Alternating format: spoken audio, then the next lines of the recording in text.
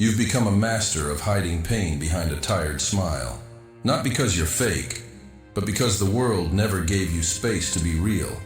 Somewhere along the line, you learned that breaking down makes people uncomfortable.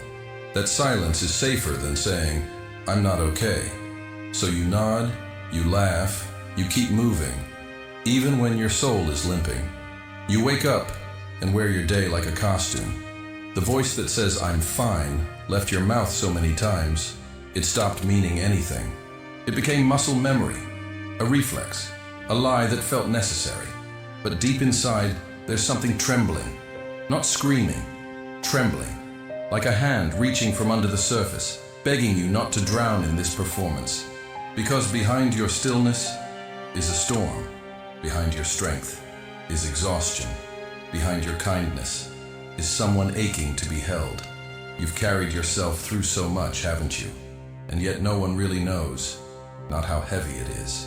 Not how lonely it feels to be the strong one. They praise your resilience, but they don't see the cost. They don't see what it took from you just to get out of bed today. And you wonder, quietly, always quietly, does anyone actually see me?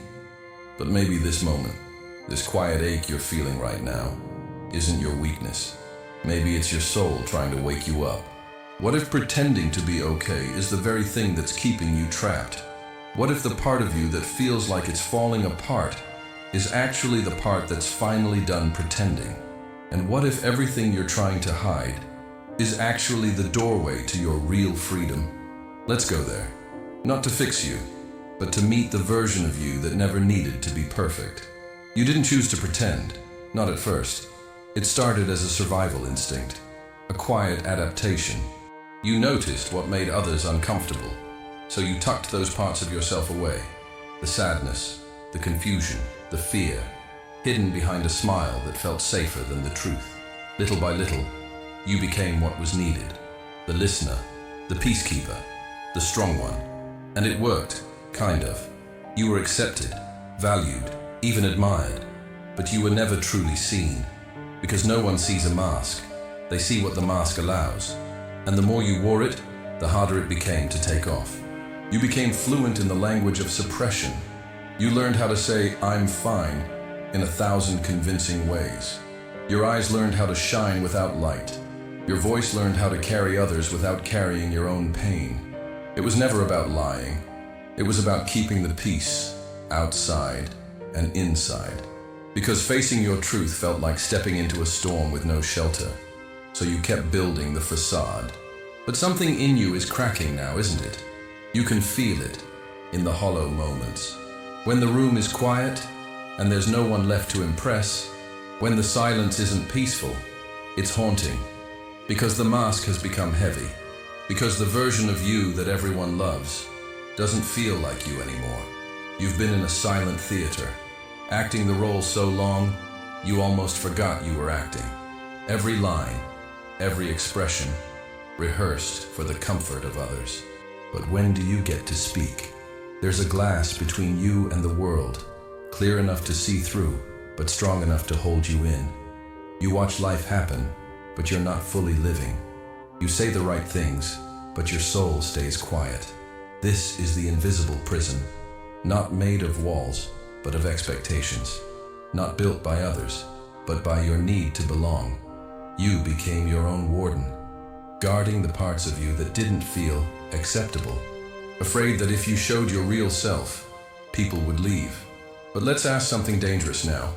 What if that fear of being unlovable, too much, too broken, is a lie? What if the mask is what's keeping love out? Because how can someone truly love you if they've never truly seen you? You don't need to tear everything down at once, but you can begin, slowly, by being honest in the smallest ways. A breath that says, "I don't want to pretend anymore." A look in the mirror that admits, "I'm tired of hiding." You are not weak for wanting to be seen. You are not broken for needing softness. You are not dramatic for saying, "This hurts."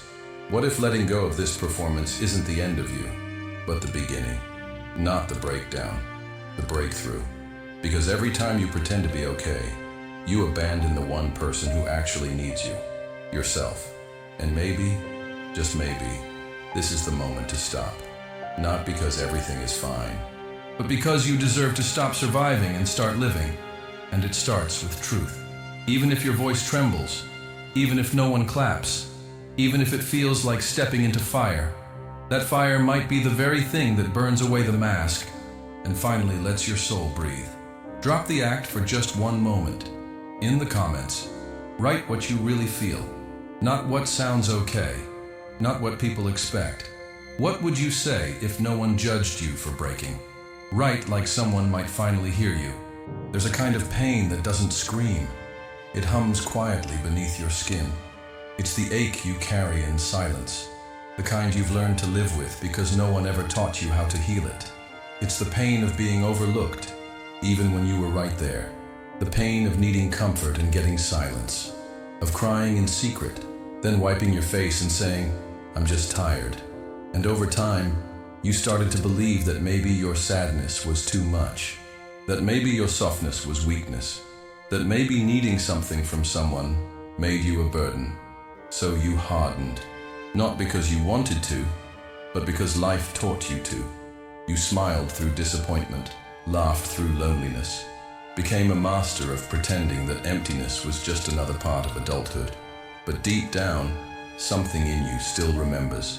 That younger version of you, the one who used to feel deeply, cry easily, love fully, they're still in there, waiting, not to be rescued, but to be allowed back. Because you were never too much, you were just too open for a world that wasn't ready to hold you. And every time someone left when you were vulnerable, every time someone minimized your pain, you added another brick to the wall. You didn't mean to build it, but now it's there, protecting you from rejection, and also from connection. And this is the paradox of pain. The very thing we use to shield ourselves becomes the thing that isolates us. In Buddhism, suffering isn't an enemy, it's a doorway. It's the teacher you never asked for, but desperately needed. Not to punish you, but to wake you up. Because pain doesn't come to destroy you, it comes to show you what matters, what's real, and what needs your attention. The heartbreak that still lingers, it's there because it touched something sacred. The loneliness that visits you in the quiet, it's pointing to the parts of you still unloved, mostly by you. We try to silence the pain with distractions, with positivity, with pretending. But what if the pain isn't trying to harm you? What if it's trying to guide you? To sit with it, really sit, is terrifying. But underneath the ache is something true, something alive. Maybe it's grief. Maybe it's the shame you swallowed years ago. Maybe it's the echo of a goodbye that never felt complete. But whatever it is, it shaped you. Not just your wounds, your wisdom. Because the people who felt deeply, they know how to see others. They recognize sadness behind smiles. They hear what isn't said. And they carry a kind of empathy that can't be taught, only earned through pain. So don't rush to heal. Don't force yourself to move on. There's power in feeling what's real. There's strength in breaking down. There's clarity in not knowing. There's peace in allowing yourself to unravel, not forever, but for long enough to finally touch what's underneath. You've spent so long holding everything together, but maybe the most loving thing you can do now is let it fall apart. Not because you've failed, but because something old needs to die, so something real can be born. Pain shapes us, but it doesn't define us. It reveals what was buried. It burns away what was false. It softens what was hardened. And in that softening, something sacred returns. Not perfection, not a life without wounds, but presence, honesty, and a heart that no longer needs to pretend it doesn't hurt. Letting go isn't loud. It doesn't always look like a dramatic goodbye or a life flipped upside down. Sometimes it's quiet, like an exhale you didn't know you were holding. It begins when you stop convincing yourself that you're okay, when you stop patching your soul with polite smiles and half-hearted reassurances, when you finally whisper, "I can't keep carrying this." That's not giving up, that's release. You were never meant to grip your life so tightly, to hold yourself together just so the world wouldn't fall apart around you. And yet, for years, you've done exactly that. You've carried the expectations, the pressure, the fear of disappointing everyone around you. You've played the part, hit the marks, smiled through the storms. But in doing so, you drifted away from yourself. Because when you're always trying to be what others need, you forget what you need. Letting go is the return. It's not apathy. It's not detachment. It's not caring. It's the opposite. It's finally caring enough to stop betraying yourself. It's refusing to keep performing. You no longer chase approval like a thirsty child. You no longer twist yourself into shapes just to fit into places that starve your spirit. You stop asking, do they like me? And start wondering, do I even like myself here? You start telling the truth, even when it's uncomfortable, even when it costs you something. Because freedom has a cost, and it's usually your false identity. You walk away from what drains you. You unlearn the need to explain your pain. You let people misunderstand you, because their comfort is not your responsibility. And in that sacred rebellion, something shifts. The mask slips, the armor loosens, the weight lifts. You begin to feel, not numb, but real. Not invincible, but grounded. Letting go is a kind of death, the death of the persona, the death of the performance. But from that death, life begins. You begin to laugh from your belly again. You cry without shame. You breathe without bracing. You learn to be with yourself, not as a project to fix, but as a presence to honor. And slowly, the world starts to respond, not with fireworks, but with something more subtle. Synchronicities, deep connections, unexpected peace. Because when you stop performing, you create space for real connection. Not attraction to the mask, but resonance with your truth. This is the paradox. The less you try to be okay, the more whole you become. The less you strive to be accepted, the more you attract what's meant for you. The less you grip, the more life flows. You were never meant to live clenched. You were never meant to walk on eggshells in your own soul.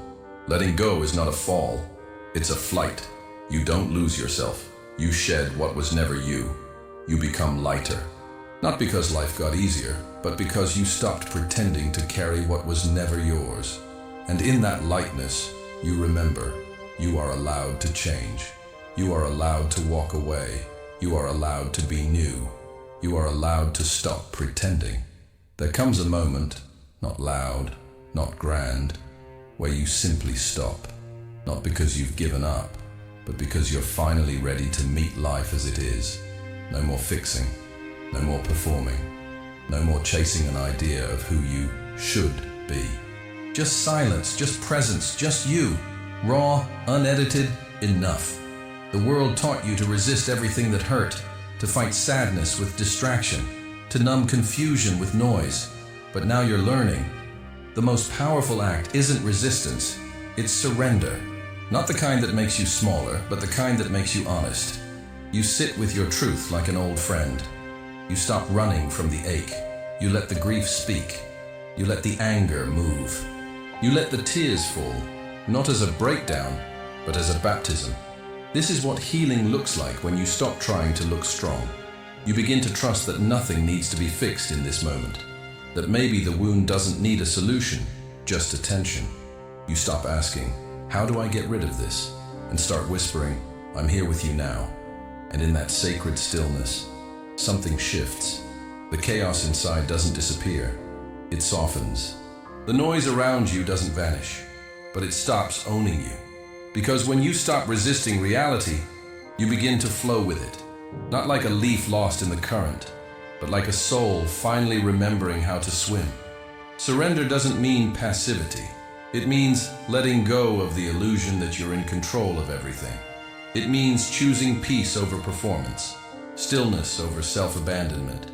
It means allowing the moment to be enough, even if you're still messy, unsure, healing. Beneath all the masks, beneath all the wounds, beneath all the trying, there is something untouched. There is a silence inside you that has never been broken, a part of you that's always been okay.